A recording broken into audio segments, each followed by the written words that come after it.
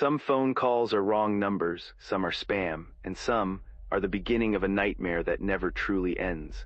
This is the story of Sarah Mitchell, a 26-year-old graduate student living alone in a modest apartment in Portland, Oregon.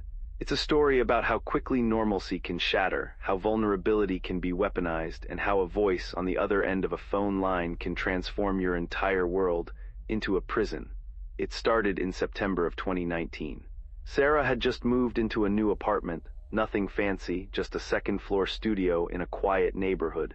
She was excited about the independence, about finally having her own space while finishing her master's degree. The apartment was affordable, close to campus, and the landlord seemed nice enough. Everything felt ordinary, but ordinary doesn't last. The first call came on a Thursday evening. Sarah was studying, textbooks spread across her small kitchen table when her phone rang. Unknown number. She almost didn't answer. Who does anymore? But she was expecting a call back from a potential employer, so she picked up. Silence, not complete silence. She could hear breathing, soft, deliberate, then after what felt like an eternity, a click. The line went dead. Sarah dismissed it. A pocket dial, a technical glitch, nothing to worry about. She went back to her studies and forgot about it within the hour. The second call came 3 days later. Same pattern, unknown number, breathing, click, then they started coming daily. Sarah tried blocking the numbers, but they kept changing.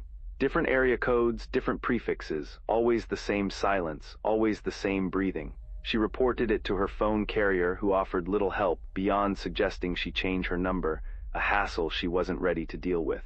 But it was what came next that transformed annoyance into terror. 2 weeks into the calls, the silence broke. A voice, low, male, distorted as if filtered through fabric or spoken through a voice modulator, said just 3 words. "You look tired." Sarah's blood turned to ice. She was sitting by her window. Her curtains were open. She spun around, scanning the street below, the parking lot, the building across from hers. Nothing seemed out of place. No one was looking up. No one seemed to be watching, but someone was. She closed her curtains and called the police.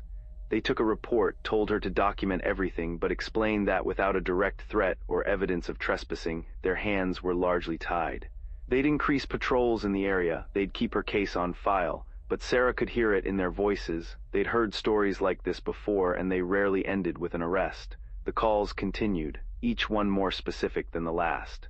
"New blue jacket looks good on you. You forgot your umbrella, you'll need it tomorrow. Your friend talks too loud at coffee shops." He was watching her, following her, documenting her life in real time. Sarah stopped opening her curtains. She varied her routes to campus. She told her friends, who started walking her to her car, staying on the phone with her during drives home, but the feeling of being observed never left. It clung to her like a second skin. Then came the night everything escalated. Sarah was in bed, trying to sleep, when her phone rang at 2:17 a.m. She'd started keeping it on just in case of what, she wasn't sure. Maybe in case he said something that would finally give police enough to act on. She answered without speaking.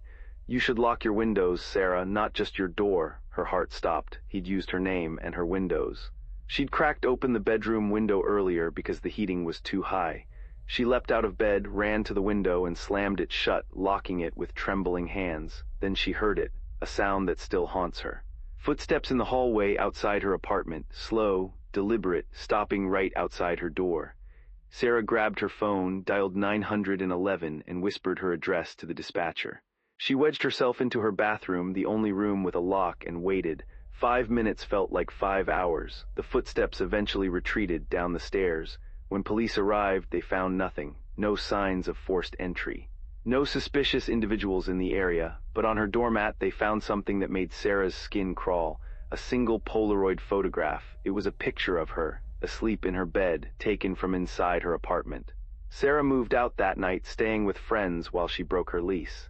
She changed her number, deleted her social media, and filed for a restraining order, though against whom, she didn't know. Police investigated, dusted for prints, checked building security footage, but the cameras had been spray-painted over 2 days prior. Whoever he was, he'd planned meticulously. The calls eventually stopped. But Sarah never felt safe again. She still checks her locks multiple times before bed.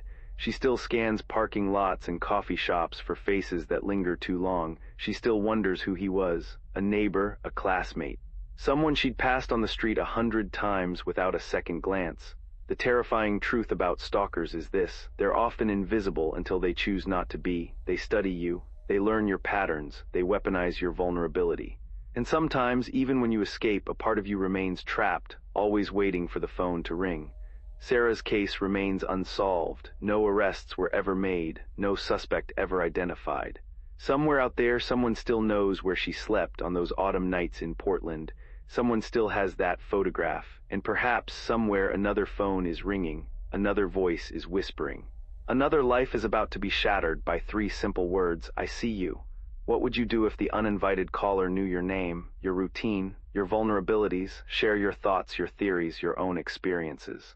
Because the only thing more terrifying than being watched is realizing you never noticed until it was too late.